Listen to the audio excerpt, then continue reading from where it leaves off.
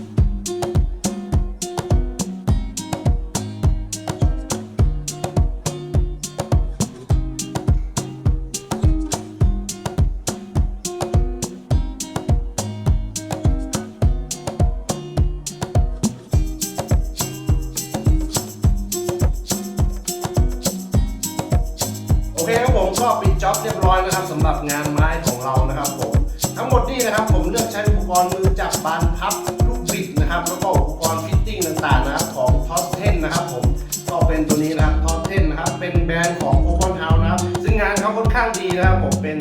โลหะที่ค่อนข้างแข็งแล้วก็อุปกรณ์ต่างๆเนี่ยมีมาตรฐานนะครับผมเพื่อนๆสามารถหาซื้อได้ที่สยามโกบอลเฮาทุกสาขาทั่วประเทศนะครับผมนี่ก็เป็นงานที่ผมเลือกใช้ท็อป10นะครับอุปกรณ์ดีๆให้ลูกค้านะครับผมก็โอเคนะครับสำหรับคลิปนี้นะครับปิดจ็อบแล้วเรียบร้อยนะครับงานนี้ก็ฝากเพื่อนๆกด Subscribe นะครับแล้วก็กดกระดิ่งให้ด้วยนะครับสำหรับคลิปนี้นะครับก็ขอตัวลาไปก่อนครับก็ค่อนข้างดีนะอุปกรณ์เขาเท่อันนี้ไม่ได้อวยนะครับผมใช้จริงๆราคาไม่แพงนะครับแบรนด์ดังๆก็จะแพงหน่อยแต่ว่าถ้าเป็นตัวท็อป10เนี่ยเป็นของห้างที่เขานำเข้ามานะครับค่อนข้างที่จะดีแล้วก็ราคาไม่แพงมากครับ